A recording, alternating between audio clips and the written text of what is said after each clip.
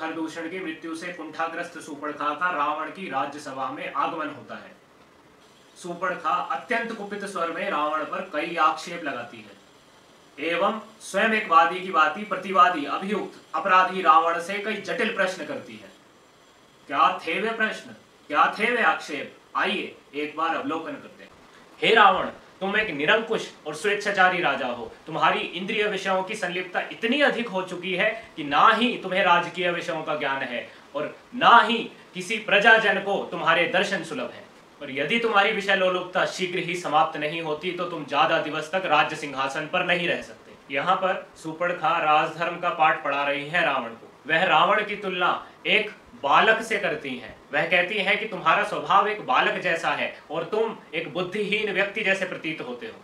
सूर्पणखा की कठोर वाणी यही विराम नहीं लेती, अपितु वह कहती है, जिन नरेशों के गुप्तचर, कोष और नीति ये सब अपने अधीन नहीं रहते वह साधारण लोगों के समान है। तुम तो लोभ और प्रमाद में फंसकर पराधीन हो गए हो, अत अपने ही राज्यों में उत्पन्न भय का तुम्हें कुछ ज्ञान ही नहीं है। जो राजा कठोरतापूर्ण व्यवहार करता है अथवा तीक्ष्ण स्वभाव का परिचय देता है, सेवकों को बहुत कम वेतन देता है, प्रमाद में पड़ा रहता है और गर्व से भरा रहता है तथा स्वभाव से ही शट होता है, उसके संकट में पड़ने पर सभी प्राणी उसका साथ छोड़ देते हैं। जो अत्यंत अभिमानी, अपनाने के अयोग्य, स्वयं को बहुत बड़ा मानने वाला और क्रोधी होता है, ऐसे नर अथवा नरेश को संकट काल में आत्मीय जन भी मार डालते हैं। वह राजा जो सदा सावधान रहता है, राज्यों के समस्त कार्यों की जानकारी रखता है, इंद्रियों को वश में रखता है, कृतज्ञ तथा स्वभाव से ही धर्मपरायण होता है, वह राजा अत्यधिक दिनों तक राज्य करता है। जो स्थूल आंखों से सोता है परंतु नीति की आंखों से सदा जागता रहता है तथा जिसके क्रोध और अनुग्रह का फल प्रत्यक्ष प्रकट होता है, उसी राजा की लोग पूजा करते हैं। हे रावण, तुम्हारी बुद्धि दूषित है और तुम इन सभी राज्योचित गुणों से वंचित हो। यहाँ यह ध्यान देने योग्य विषय है कि सूर्पणखा के विभिन्न आक्षेपों का आधार सिर्फ इतना है कि रावण एक अयोग्य राजा है, रावण एक आदर्श राजा नहीं है, रावण धर्मयुक्त राजा नहीं है। और इन आक्षेपों में हमें धर्मशास्त्र मनुस्मृति के उसी जितेंद्रिय राजा का स्मरण होता है जिस जितेंद्रिय राजा को कौटिल्य अर्थशास्त्र में राजऋषि कहा है। यहाँ पर इस संभावना को नकारना भी जटिल है कि सूर्पणखा को धर्मशास्त्रों का पूर्ण ज्ञान था, परंतु सूर्पणखा के धर्म का ज्ञान होने से क्या हम इस निष्कर्ष पर पहुंच सकते हैं कि सूर्पणखा का आचरण धर्मानुकूल था? वह एक ऐसी स्त्री थी जो धर्म में स्थित थी? कदापि नहीं। वह रावण पर तो स्वेच्छाचार कामादि विषयों के भोग का आक्षेप लगाती है, परंतु यदि हम भगवान राम को उसके द्वारा दिए गए विवाह के प्रस्ताव का अवलोकन करें तो क्या यह प्रमाणित नहीं होता कि वह स्वयं स्वेच्छाचारिणी और कामादि विषयों के लोलुपता में डूबी एक स्त्री है?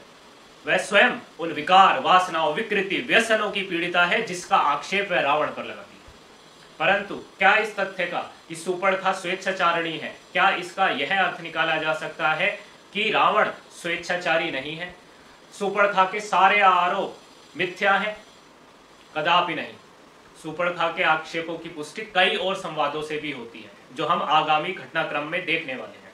रावण सूर्पणखा द्वारा ज्वलंत वाणी में किए गए तीक्ष्ण बाणों की वर्षा सुन राज सिंहासन से उठा और क्रोधित स्वर में उसने वही प्रश्न किए सूर्पणखा से जो प्रश्न उसने राक्षस अकंपन से किए थे। राम कौन है? राम का पराक्रम कैसा है? राम के पास कौन कौन से अस्त्र हैं और किसने तुम्हें करूपा बनाया है? जिसके उत्तर में सूर्पणखा ने भगवान राम की वीरता का परिचय दिया एवं भगवान राम को आत्मज्ञानी महात्मा के विशेषण से संबोधित करते हुए अपने जीवित होने का, अपने कुरूपा होने का कारण यह बताया, क्योंकि मैं स्त्री हूं इसलिए अन्य राक्षसों के समान मृत नहीं कुरूपा हूं।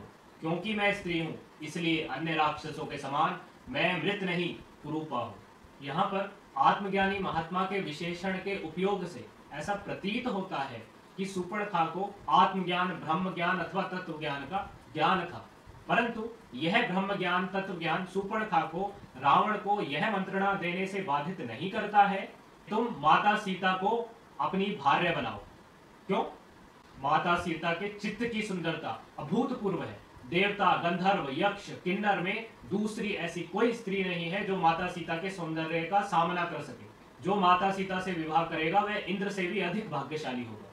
क्या कारण है कि सुपर्णखा का राजधर्म का ज्ञान, ब्रह्म ज्ञान उसे रावण को यह मंत्रणा देने से बाधित नहीं करता है कि तुम एक विवाहित स्त्री को अपनी भार्या बनाओ, क्योंकि वह अनुपम सुंदरी है? क्या कारण है कि यह कृत्य सुपर्णखा को व्यभिचार की परिभाषा में सम्मिलित नहीं दिखाई देता है? क्या उसके राजधर्म के विचार मिथ्या हैं या अर्ध हैं, अथवा वह अपने भ्राता रावण के स्वभाव में वास करती त्रिगुणात्मक प्रकृति सतोगुण, रजोगुण, तमोगुण से भली भांति परिचित है, जिसमें सतोगुण का वास तो है परंतु इतनी अधिक मात्रा में नहीं है कि वह काम से उत्पन्न विचारों को क्रियान्वयन होने से पूर्व प्रभाव शून्य कर सके। रावण में ब्रह्म ज्ञान तो है परंतु वह ब्रह्म ज्ञान उसके विद्वान, प्रकांड पंडित, ब्रह्मज्ञानी होने के अहंकार को पोषित करता है। एवं यदि रावण के सम्मुख इस प्रकार की भाषा का प्रयोग किया जाए कि तुम तो एक बालक हो, तुम तो एक बुद्धिहीन मनुष्य हो, तो ऐसे वाक्य निसंदेह ही उसके उस ज्ञानी होने के अहंकार पर कुठाराघात करने के योग्य हैं। एवं उन कुठाराघातों से जो रावण के मस्तिष्क में क्रोध की मनोवैज्ञानिक स्थिति उत्पन्न होती है, वह स्थिति इंद्रिय विषयों के अधीन ही होती है। और यदि उस काल में रावण कोई निर्णय लेगा तो वह निर्णय भी इंद्रिय विषयों के व्यसनों के प्रभुत्व के अधीन ही होगा। यदि मेरा यह प्रयास आपके अंतःकरण को स्पर्श करता है तो आप लाइक, शेयर, सब्सक्राइब अवश्य करें।